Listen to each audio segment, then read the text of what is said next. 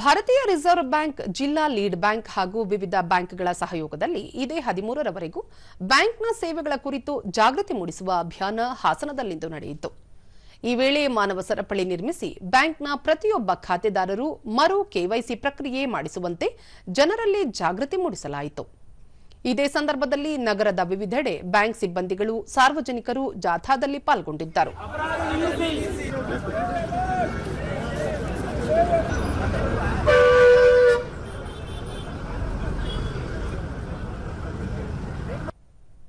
ದೂರದರ್ಶನದೊಂದಿಗೆ lead bank ಮುಖ್ಯಸ್ಥರಾದ ಲತಾ ಸರಸ್ವತಿ, ವಿಳಾಸ ಬದಲಾವಣೆ ಇಲ್ಲದಿದ್ದರೂ ಖಾತೆದಾರರು ಬ್ಯಾಂಕ್ ಶಾಖೆಗೆ ತೆರಳಿ ಮರು ಕೆವೈಸಿ ನೋಂದಾಯಿಸಿಕೊಳ್ಳಬೇಕು, ಕೇಂದ್ರ ಸರ್ಕಾರದ ಸಾಮಾಜಿಕ ಭದ್ರತಾ ಯೋಜನೆಗಳ ಲಾಭ ಪಡೆದುಕೊಳ್ಳಬೇಕು ಎಂದರು.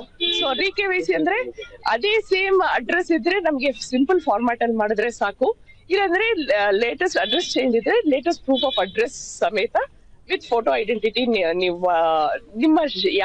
ನಿಮ್ ಬೇಸ್ ಬ್ರಾಂಚ್ ಗೆ ಹೋಗ್ಬೇಕಂತಿಲ್ಲ, ನಿಮ್ದು ಬ್ಯಾಂಕಿನ ಯಾವುದೇ ಶಾಖೆಗೆ ಹೋಗಿ ಇದನ್ನ ನೀವು ಪಡ್ಕೊಳ್ಬಹುದು.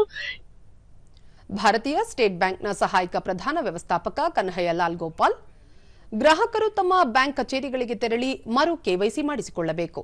ಜೊತೆಗೆ ಯಾವುದೇ ಕಾರಣಕ್ಕೂ ಮೊಬೈಲ್ ಹಂಚಿಕೊಳ್ಳಬಾರದು, ಇದರಿಂದ ಆರ್ಥಿಕ ವಂಚನೆಗೊಳಗಾಗುವ ಸಾಧ್ಯತೆಗಳಿವೆ ಎಂದು ಹೇಳಿದರು. ಅಥವಾ ಏನಾದ್ರೂ ಕೇಳಿದರೆ ಆನ್ಲೈನ್ ಅಥವಾ ಮೊಬೈಲ್ ನಲ್ಲಿ ಕೊಡಬಾರ್ದು, ಅದು ಯಾಕೆಂದ್ರೆ ಸುಮಾರು ಫ್ರಾಡ್ಗಳು ಆಗ್ತಾ ಇದೆ. ಸೊ ನೀವು ಇದು ವಿತ್ತೀಯ ನಿಮ್ದು ಅನುಶಾಸನ ಇರಬೇಕು, ನಿಮ್ಗೆ ಇದು ಶಿಕ್ಷಣ ಇರಬೇಕು. ಇದು ಅದಕ್ಕೆ ಇದು ತರಬೇತಿ ನಿಮ್ಗೆ ಕೊಡ್ಲಿಕ್ಕೆ ಎಲ್ಲರೂ ನಾವು ಇಲ್ಲಿ ಬಂದಿದ್ದೀವಿ. ವಕಾಥನ್ RBI ತತ್ವಧಾನದಲ್ಲಿ ಆಗ್ತಾ ಇದೆ.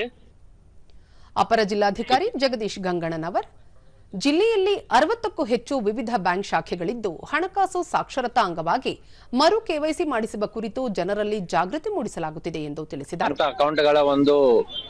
ಅಕೌಂಟ್ಗಳನ್ನ ಈ ಸೈಬರ್ ಕ್ರೈಮ್ ಅಪರಾಧ ಮಾಡುವಂತ ಜನ ದುರುಪಯೋಗ ಪಡಿಸಿಕೊಂಡು ವಂಚನೆಯನ್ನ ಮಾಡ್ತಾ ಇದ್ದಾರೆ. ಅದನ್ನ ತಡೆಗಟ್ಟಬೇಕು ಮತ್ತು ಈ ಯಾವುದು ಅಕೌಂಟ್ಗಳು ಡಾರ್ಮೆಂಟ್ ಇದೆ ಅವುಗಳನ್ನ ಮತ್ತೆ ಆಕ್ಟಿವೇಟ್ ಮಾಡುವುದರೊಂದಿಗೆ ಜನರಿಗೆ ಅರಿವು ಮೂಡಿಸಬೇಕಂತ ಇವತ್ತು ಈ ಕಾರ್ಯಕ್ರಮ ಹಮ್ಮಿಕೊಂಡಿದ್ದಾರೆ.